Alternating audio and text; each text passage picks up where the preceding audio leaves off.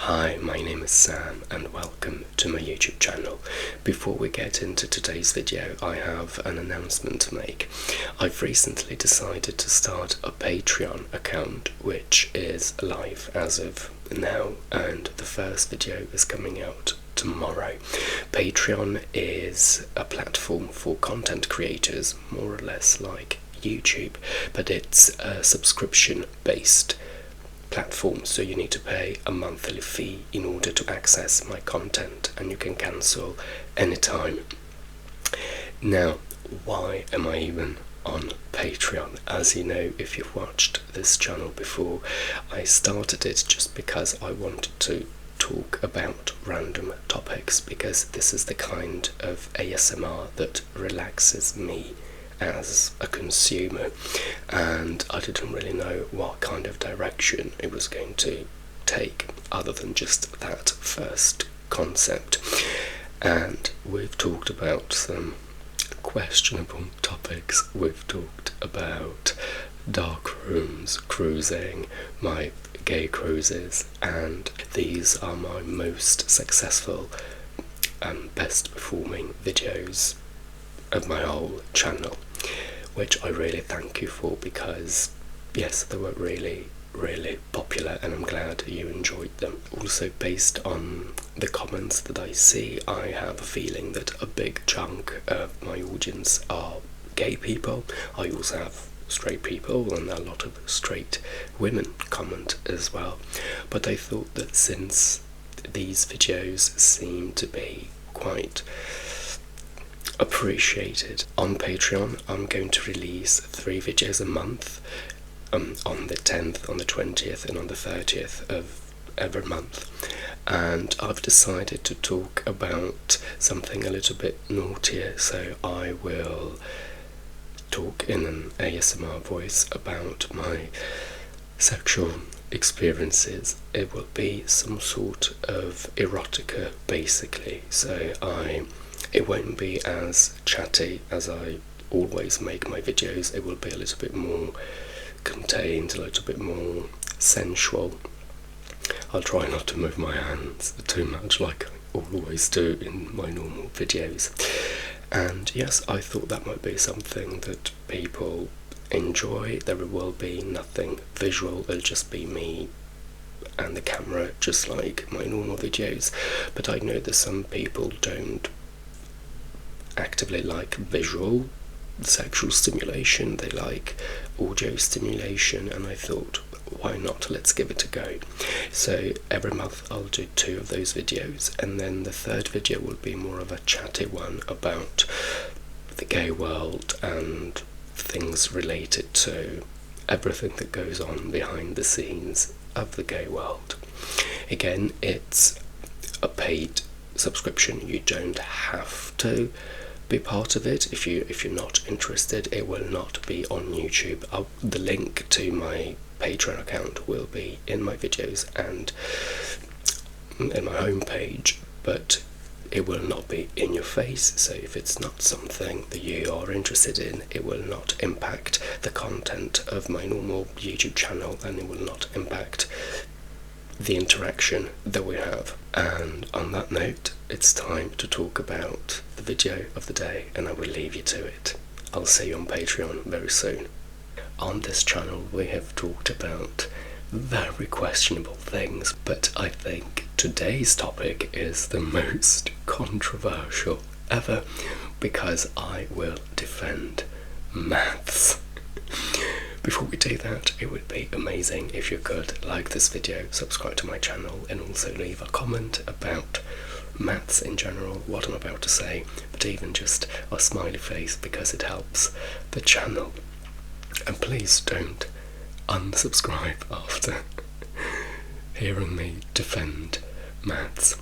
So, just to give you a bit of a background story of how I fell into loving maths. I grew up in Italy, where I studied, and I always liked languages, so from a very early age I wanted to become either an English teacher or a dancer. Then I realised that I wanted to become an actor, which is not something that you can study in a school in Italy unless you go to university. So in secondary school, what happens in Italy is that you can choose the sort of specialisation that you want, and because I loved and still love languages, and I talk about that here, I studied languages. I studied English, German and Spanish and Latin as well, but nobody speaks it, but I loved it. And while I was in secondary school, I'd always been good at maths, but I never thought anything of it. But then in my third year of secondary school, we changed teacher, and thanks to her, I fell in love with maths, to the point where, although I still wanted to be an actor, and I knew that that was my primary passion, and I knew that I was going to come to London to do that, I did my entry test for maths university in Italy. So I did the test, I got in. I did it mainly for the fun of it, and also to have a backup plan, but I knew that I was going to come in. But also, I would have studied maths in my hometown, because it's a very good university for maths, so it would have been perfect because I would have been close to my family. But anyway, I did it knowing that it wasn't going to affect my life much. And then I came to London to become an actor, and now I used to be an English teacher, and now I'm a singing drag queen who whispers to people. So yes, my life has taken all sorts of weird turns. Now back to maths. So I love maths and all sorts of sciences, and the main reason for that is that maths is where I would say all sciences then stem from, and maths shows you how much the human brain can stretch, how far it can stretch and how much it can conquer through the power of logic. And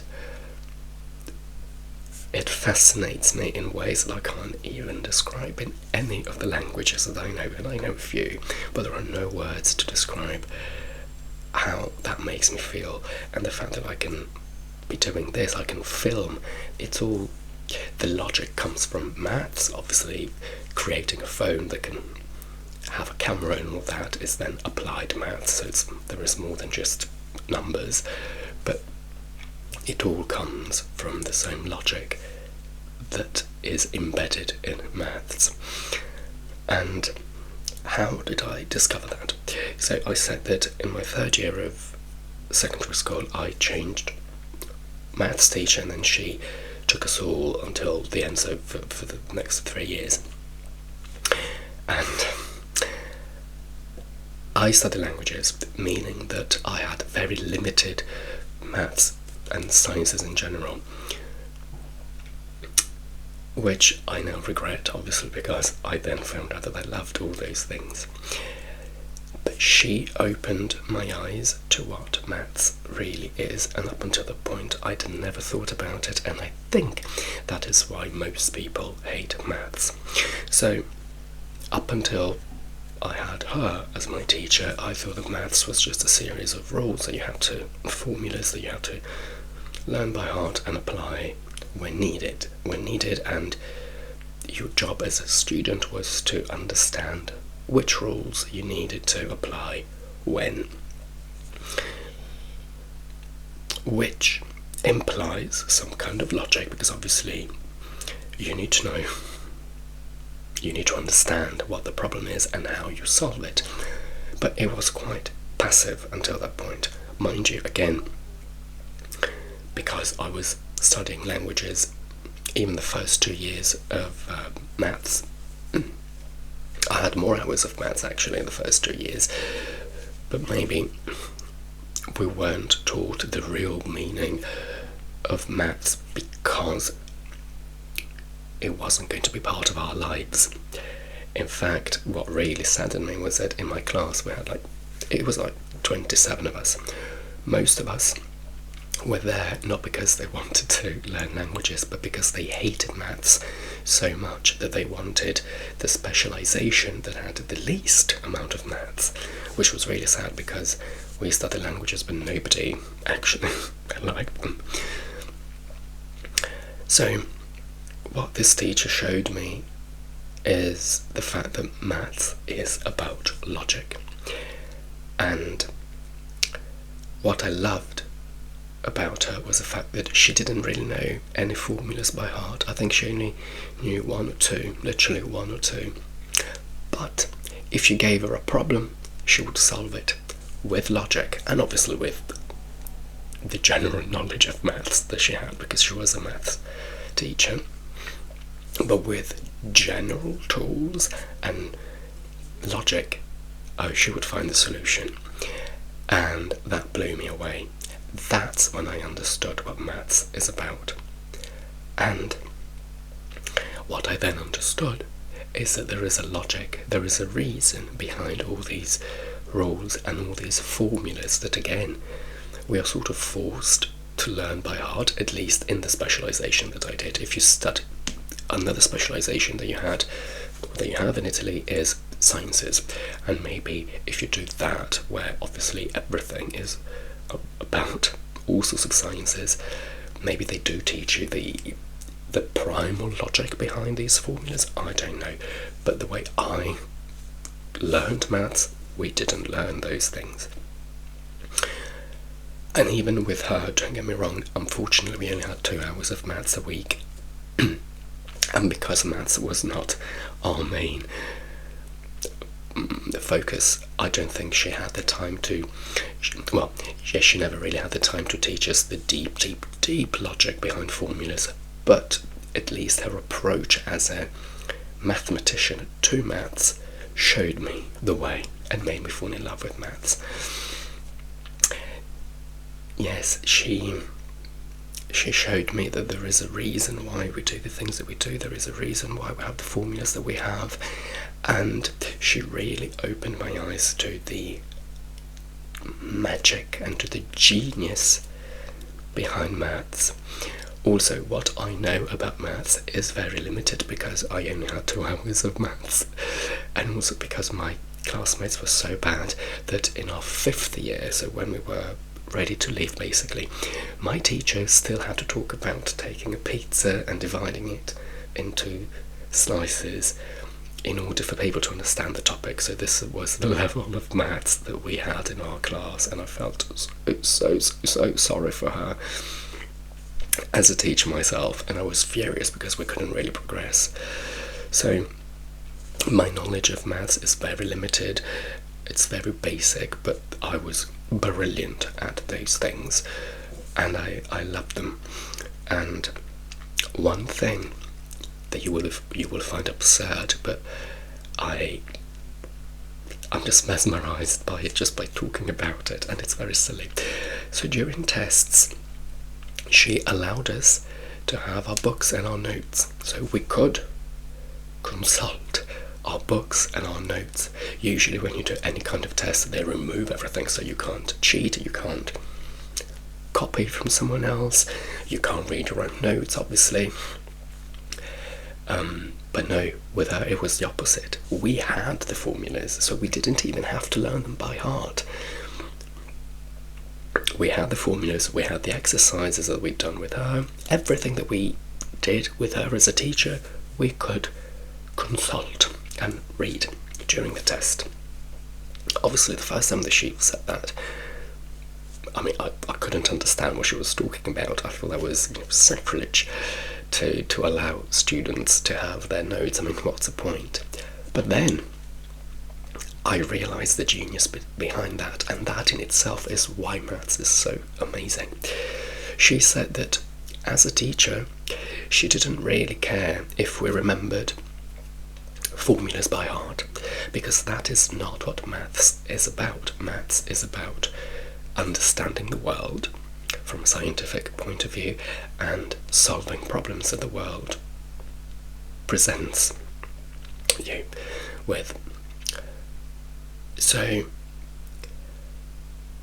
she wanted us, so what she cared about as a teacher was to see the logic and our thought processes behind why we picked that way of solving a problem, why we decided that in that case we needed to have addition rather than subtraction.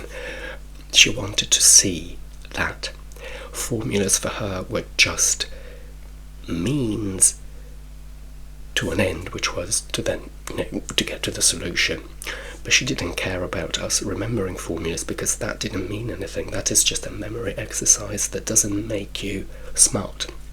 So that's something else that I've always thought, and then she confirmed this. When we said that someone has a degree, when someone has a degree, we naturally assume they're smart, as in they're intelligent. I disagree with that, because getting a degree is primarily, again, I don't have a degree, I never went to university, but, or even, let's take me for example. I had best marks in secondary school in everything, not because I wanted to, but just because I couldn't bring myself to not be the best. But hey, so in history, I had best marks. I am terrible in history. I don't know anything before the year 2000 is a black hole for me, because as soon as I handed in my test, I would just forget everything. Literally, my brain would reset, and it would actively forget, because I don't care about history. My brain cares about sciences and about languages. That well before me, but that doesn't require any brain activity. Everything else is a black hole, which is not great, but it is what it is. So I was the best, but that didn't mean that I am. I mean, I like to think of myself as smart, but the fact that I can absorb knowledge in history doesn't mean that I am automatically smart. So, and I'm going to say this as a very glib generalization. Doctors as well, doctors as in medical doctors, we always, if someone is a doctor, we automatically assume they're brilliant in terms of their mind. Now, I'm not saying that being a doctor is easy. I'm not saying that absorbing all that information is easy, because it's obviously not. But it is all about absorbing information. Some people may be better at learning things by heart than other people, don't get me wrong. But I've now realised that being good at something, when that being good refers to just absorbing information, it doesn't make you clever, it doesn't make you a genius. Then if you're a doctor, like if you've ever watched House, for example, well then, yes, he had the brilliance, he was smart, he was intelligent, he was clever, because he could apply the knowledge that anyone can learn from a book in a way that was genius. So, and also, if someone is a good doctor, a brilliant and intelligent doctor, it doesn't mean that they are intelligent in their lives, like in their human life. Some people are dumb socially and emotionally. They might be amazing at what they do, but again, I don't think there is that being good at some one thing necessarily means that you're perfect at everything. And yes, so she gave us these formulas. Going back to our tests, we had the formulas, we had all the help that we could get, but she wanted to see that we could go through the right thought processes that would then allow us to decide that in this case I need that formula, and I know that I need it. I don't need to remember it because I can just copy it from my notes. But the fact, what she wanted to see was that we understood that we needed the formula, because that was the thought process, the brilliant thought process that tells that someone is smart and can use logic.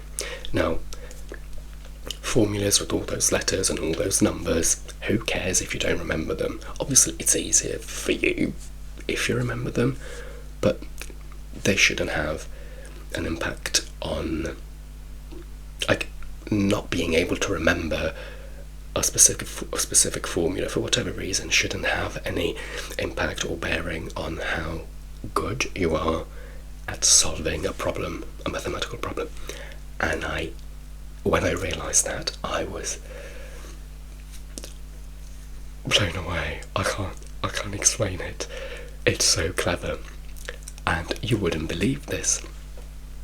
Her point was proved over and over and over again, because obviously everyone was terrible at maths in my class because they didn't care. They never even put in any kind of minimum work. And also they said, well, I have my books during the test. I mean, I have my notes. I don't need to learn the formulas. Obviously the test will be on the formulas because, well, I don't know how it works here, but at least in Italy, you know, you learn a certain amount of topics and then you do a test, and this test must be about the topics that you've just learned. So yeah, so obviously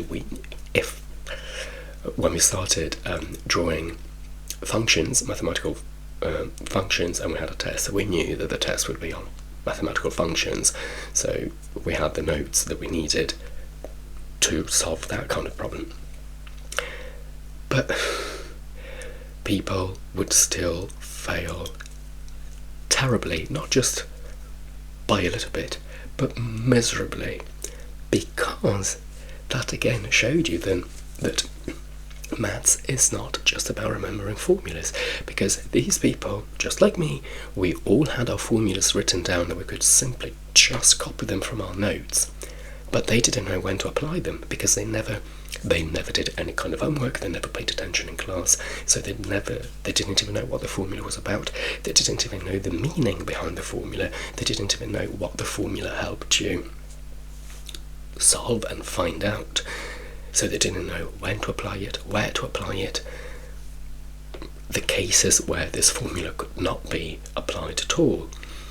So, I mean, the amount of victims that this method caused, just like, so if you don't have the formulas and you have to remember them by heart, maybe people fail because they just can't remember all the formulas by heart. If you give them the formulas, they will still fail because they underestimate the logic and the mental work that you need to put into understanding a formula, and they just very blasé said, okay, well, yes, I have the notes, I don't have to study at home, I don't have to listen, I don't have to pay attention in class, and they failed.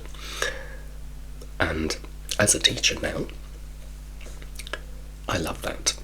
Obviously, because I teach English, I can't really, like, if I ever worked in a school and I had a test, I couldn't really allow my students to have their notes with them because English is something different. History, if it's a history test, I can't give you the notes because I need to test the fact that you know that this happened. But if I give you the notes, of course you will write everything as it happened, but I can't test the fact that you remember these things. But in maths, it worked a treat, and again, that opened my eyes to why maths is amazing. And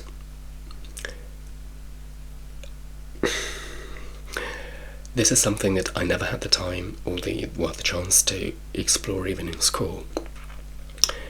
But I sometimes, well, I don't have much time here now, but I try to, so maths is one of my hobbies, so I do try to do a bit of maths every now and then. I have books here and stuff like that. And a while ago, I went through all the, so when you draw mathematical functions, I did that in school, and I've been meaning to do a video about that with ASMR, but logistically I think it's hard for me to show the equation and the other function and then show me as well, so I will try to get there at some point. But you know, we in school we learned how to draw functions, and then we learned how to draw ellipses and hyperbolas based on their formulas, and equations, but we never really understood the reason behind those equations and formulas. We never really understood why we have this formula the way it is, because we just had no time and it wasn't the right place for it. And we then obviously learned how to calculate the circumference and the area of a circle, but again we were just given the formulas, unfortunately, and our teacher tried the best to give us some stories from behind the scenes, but obviously she couldn't really do much. But so yes, every now and then I do a bit of maths on my own, and I revisited ellipses and hyperbolas, and something amazing that I came across is the reason why we calculate the area of a circle the way we do. Now, I don't think you can, I will show you a piece of paper where I have all my notes. I'm not sure you'll be able to see it, but obviously when we talk about the circle, we have pi, which is a very important number. And through my individual studies, I understood what pi is, and pi is basically how many times the diameter of a circumference fits into the circumference. As a student, I was never told that, and yeah, let's move on. So that is fascinating enough, but then I realized why we calculate the area the way we do. So the area of a circle is pi times radius squared, and as a student I was just given the rule. I had to learn it by heart and apply it when needed. I didn't know, I mean obviously I assumed there was a reason behind it, but I had never thought about it. I had never even considered looking into it. And the reason for that is this. So if you divide a circle into little bits based so by its radius, you get slices like that.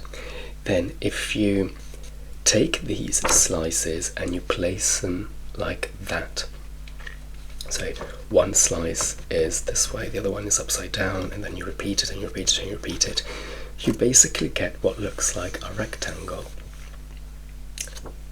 Now, make these slices smaller, and the smaller the slices are, the more of them you have, and the more this looks like a rectangle.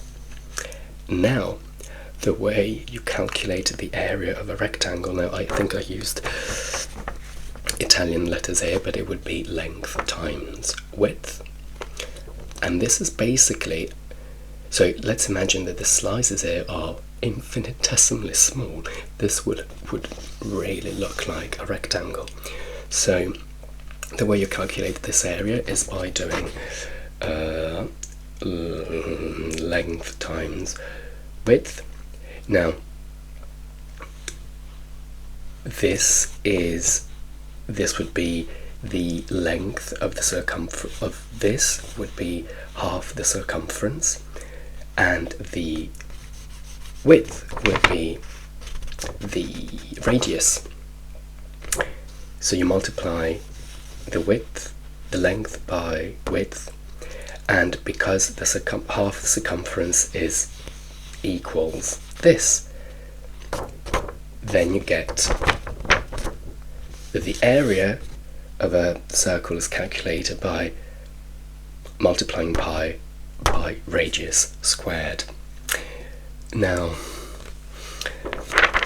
again, I hope you could sort of see this, but do look it up, it's all true, and you will see the reason why it's like that. Now, when I discovered that, I can't describe to you how I felt. It was like the whole new world of the genius and brilliance of maths opened up to me. I had never dreamt of anything like that. That is pure genius, and that comes from someone's brain. And that's also what mesmerizes me, possibly even terrifies me. I mean, someone, a human being, had to wake up one day and come up with this. That is insane. As in, clinical insane. I mean, this guy needed help. I mean, that is not a normal brain. But it's so amazing that someone could look at a circle and say, oh, hang on a second, I can do this, I can do that. So the fact that someone came up with that idea, never mind then how complex the formula might be. I mean, for the area of a circle, it's quite basic, but let's imagine that formula had 5 letters and 10 numbers and powers and square roots and all of that. So again, never mind the complexity of the formula itself, but the fact that someone woke up one day and said, oh, hang on a second, I can turn this circle into a rectangle. And look, now I know the area. It is insane. And I mean, it almost gives me goosebumps just thinking about it, because it's incredible. Someone's brain told this someone to do this. Again, when I say, one day, I'm sure it took several days to come to that conclusion. But that's what fascinates me. Someone had a problem, and they came up with the most bizarre, absolutely most bizarre way to solve it, using their logic and using information that they already knew. They'd already established how to calculate the area of a rectangle, and they managed to solve a more complicated problem by using a fairly simple method. And this is what I like, and this is what I wish I knew more of. I wish I knew why the formula for an ellipse is the way it is, and I can look it up. Surely there is a reason, I just don't have the time for it. But that's what fascinates me, and again, I think that's why people don't like maths. I don't think we are taught this beauty of maths, which is say formulas that we must learn. But also, going back to a rectangle, it's fairly easy for us to sort of accept and understand that you calculate the area of a rectangle by multiplying the length by the width. But someone had to come up with that. Someone had to think, oh, look, we can basically, so this formula basically means that we repeat the length for as long as the width allows us to. And I think that's brilliant. Again, it's fairly simple compared to a circle. But someone had to wake up one day and not only just come up with a weird idea, but obviously they had to prove it, and they had to see that with the numbers it all works. And it's amazing. And that also brings me back to my test. Because I only did a very limited amount of maths in my secondary school, when I did my entry test for university, I didn't actually know what to expect, because obviously nobody would expect a language student to go to maths university. So I thought the test would actually be more difficult, because obviously they expect science students to try and do maths. And there were some questions that I had no idea how to answer, because I just didn't have the knowledge. I'd never seen some of those things. But there was one where they just gave me a long equation, and I it was multiple choice, and I just simply had to give the answer. So what was the solution, basically? Now, when I saw that equation, I didn't know how to solve it because it had elements that I'd never seen before. Anyway, yes, I could not have just solved it. I couldn't have gone from the equation to the solution.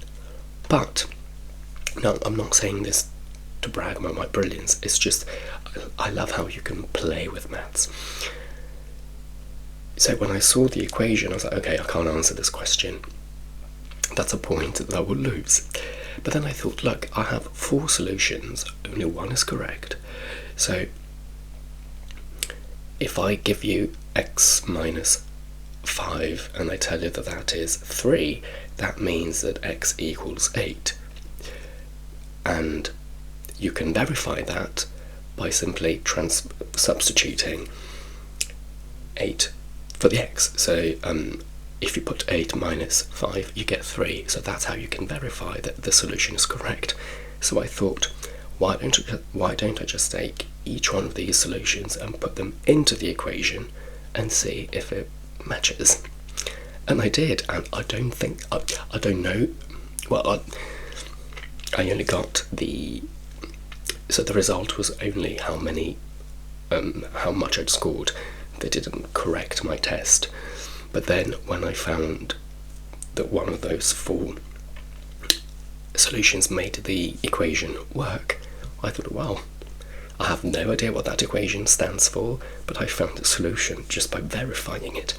So I love the fact that you can play with these things in maths. So you can, within reason, you can find a solution, or you can solve a problem with a very limited amount of knowledge. But there are so many tricks and so many ways that you can do things. It's amazing. Even a basic concept such as multiplying, there are so many ways of doing it. You can do it with sometimes you can do it with your fingers. You can do it by drawing out the multiplication. You can do it in your head. There are so many ways, and I wish I could explore all those ways, and I wish I could find out how people came up with these things. Now, and again, I keep repeating myself, but for me, the fact that we have all of these extreme functions and equations with x to the power of 95 minus something else, and minus that, and plus that, and multiplied by this and by that, or even when we draw functions, which is a whole world that I can't quite describe. It's amazing. What shocks me is the fact that somebody came up with those things. Never mind. Yeah, I mean, somebody thought, okay, well, I have these letters, I have these numbers, let me create a drawing out of that. And yes, it's amazing, it's incredible.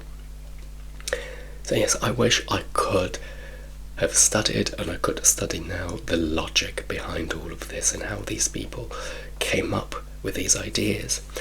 And it's not even the fact that they came, I mean, someone gave you a circle and they said, okay, find me a way to calculate the area. So at least you already have a task that you need to focus on. So you devote your whole life to finding one solution that works.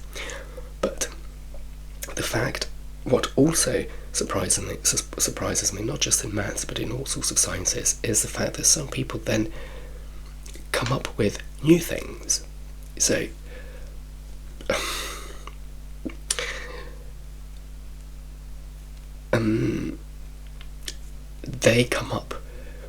they create problems that don't exist, if you know what I mean, because obviously these problems exist in nature, but you wouldn't even know. And so some people think about these things, and they think about ways to find a problem and then to solve it. It's amazing. It's amazing. And I can't believe that normal people, I don't think they are normal, but they look like normal human beings, they can do that. It's pure genius and it's pure brilliance, and all of this is related to why I like languages. As I said in my video about languages, which I will link somewhere here, I love languages because I think they are an expression of pure maths. That's why I like them. I know that everyone says, most people are either very good at sciences and bad at languages, or the other way around. I disagree.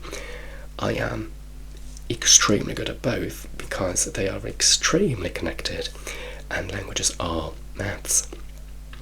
There are formulas, there are rules that you have to adhere to. There are reasons behind them, and I can show them to you in any language that I know. Every language has different rules, obviously. In English you have very simple rules when it comes to grammar, for example, compared to other languages, but you have a lot of pronunciation in English.